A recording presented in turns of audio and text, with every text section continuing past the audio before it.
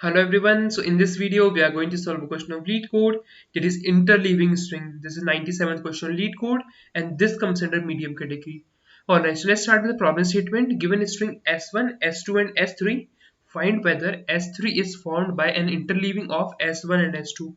Right, so basically we have given three strings S1, S2 and S3 and we need to find whether S3 is formed from the interleaving of S1 and S2 or not. So let's first understand what is interleaving. So interleaving is basically, let's say this is a S3, right? This is S3 and this is S1 and this is S2, right? So what is a interleaving string? So interleaving of S1 and S2 is basically called as when S3, like all the characters of S3 must be belonging to S1 and S2. Like this is the first condition, that all the characters of S3 must belong to S1 and S2. Right, now the second condition is the characters in S1. Right, the characters in S1 must be in the same sequence as of S1 and S2. Right, so as you can see here, these two A's are in sequence, then this B, C, C are in sequence here. Similarly for this S2, this D, B, B, this is C, so this is the same sequence here, and A is as it is. So it should not change its sequence. The sequence must be same. Like we cannot shift this A here. It will not be an interleaving string, right? So what does this interleaving means? The characters of S1 and S2 must be in the same order on S3. So these are the two conditions of interleaving string and we will be checking these two conditions in our code, right? So what we are doing is, let's say we start checking S3. So when we start checking S3, we get these two characters from S1, right? Now we get D, B, B, C from S2, then we get BC from S1, then we get A from S2, right, and we get C from S1. So the whole string of S3 belongs to S1 and S2, and also all the characters of S1 are and S2 are used in S3. It means these three strings are interleaving, right? So we are returning true in this case, right? So I guess the approach is clear to you, like the example is clear to you. So let's talk about the approach. So what we are basically doing is, let me just clear this first. Yeah. So let's see. What we are doing is we are basically checking the characters here, right? In the order. This is a very important point. We are checking the characters in order, right? So what we can do is, first we can check the first character of both the string, right? First we can check whether this character is equal to this or this character is equal to this, right? First we will check this. If these any of these characters is equal, then we will move forward to here, right? Then we will check the next character and we will do this recursively, right? And whenever we get, like we complete both the strings and the iteration of this string, we will be returning true. So this is basically a recursive call, right? So when we do recursive call, let's say what we can think is, like in this condition, uh, when you might be a beginner, so you might think that we can use two pointer approach, but we can't, because let's say for this B, right, for this B we have two conditions. Either we can take this B to here, right, either we can take this B to here or this B to here. So we have two conditions. So if we take two pointer approach, or if let's say we implement two pointer approach, then it's not possible to handle these conditions, right? So that's why we need to use dynamic programming in this case, right? So this is the reason why we are using dynamic programming here. So to use dynamic programming here, we have two conditions. Either we can take from here or we can take from here. And when we take from here, we have different cases for these remaining ones. And if we take from here, this second one, then we have different cases for these two. So whenever we form a tree, or we can say recursive tree for these conditions, we will get total 2 to the power n conditions, right?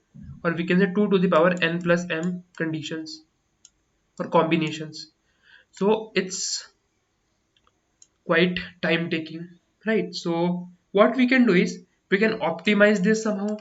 So what we usually do in recursive calls, we just memorize the things, right? We just memorize the things, because when we take this c, right, when we take this c and we have already taken these values, so at some point of time we are just again calculating the previous calculated operations. So what we can do is we can store those operations into a memorized vector, so we can directly return that value, right? So let's quickly see through code, right? So let's first take a vector here which will be storing the memorized values. So let's make a vector of memorization, right?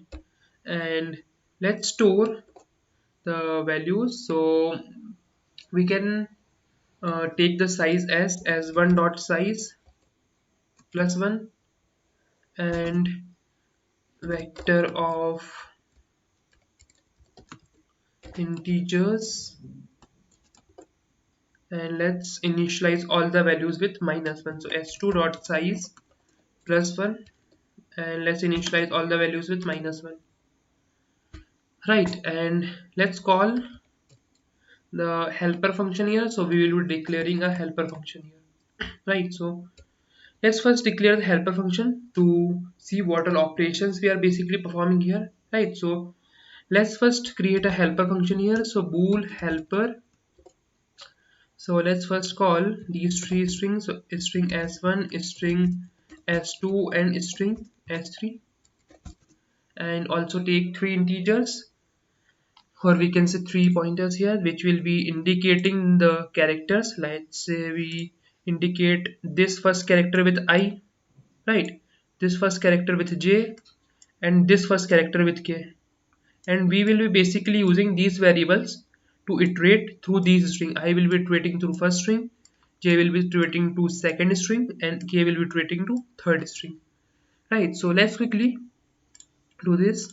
So let's take three integers, so int I, int j, and int k. Also call our vector of memorization. So let's call vector of vector int and memorization. Let's call it by reference so that it will change in the original array, right? Now let's check few conditions. Let's first check whether the value is already stored in the memorization or not, right?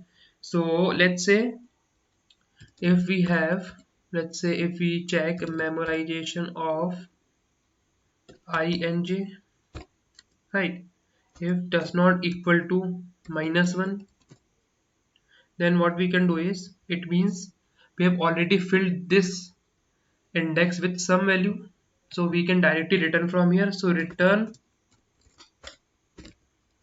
memorization of I and j, right?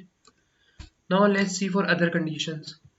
The other condition might be, let's say we completed this recursive call, right? So when we must have completed, let's say we have done like k is completed here, right? When k is equal to this size, the size of this string, right? When k is equal to size of this string, it means we have just iterated through whole string.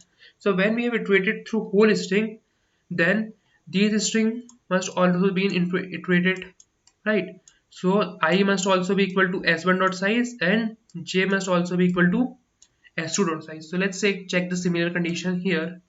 If I is equal to s1 dot size,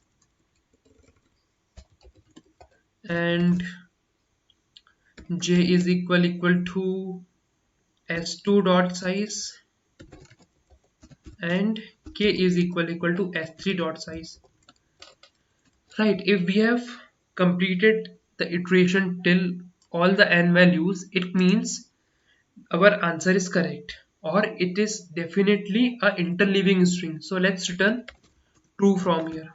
Right, we are returning true from here. Now let's check two conditions. What are these two conditions? Let's see. The two conditions are, first we will check these two characters, right?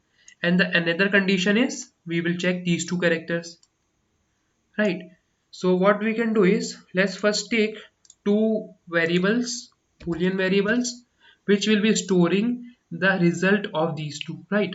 So let's take x is equal to false initially and y is equal to false, right? This x will store the result of this first string and y will store the result of this second string. So now let's check if s1 of I is equal to s3 of k. Alright, before that, let's check whether this I is under the range or not, right? So if I is less than s dot size, then we will check if s1I is equal to s3k, right? If this is equal to s3k, then we can take this, we might take this, right? So we will be calling a recursive function here. So x will be equal to helper s1 s2 s3, then I will be updated to I plus 1 because we have taken this character, right? And j will remain same because we have not taken j here. And let's update k because we already checked for this character, right? And it should be memorized, yeah. So now let's check for another condition. The another condition must be this one, s2, right? We have checked for s1, now we will be checking for s2. So let's check for s2 if s2 dot size, or we can say s2j is equal to s3k, right? If s2j is equal to s3k, then what we can check is, let's say before this, let's check whether j is under the range or not, right? Then only we can check this. So let's check if j is under the range. So j must be less than s2 dot size, right? Now let's check if s2j is equal to s3k. If this is fine, let's store the answer into y variable.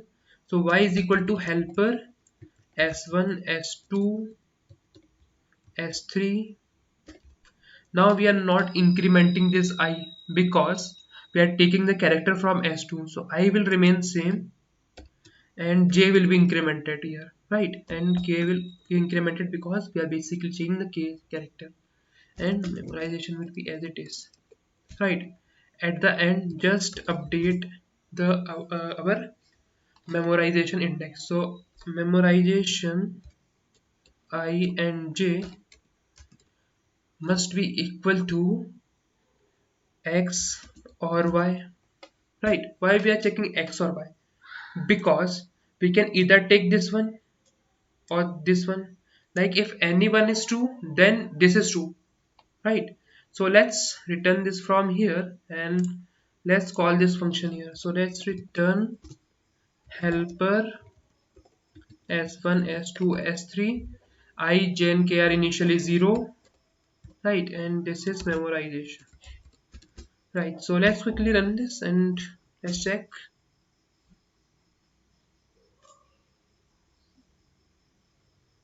Yeah, we did some mistake. Yeah, this should be s1 dot size. Let's try to run this again. Yeah, it's working fine now.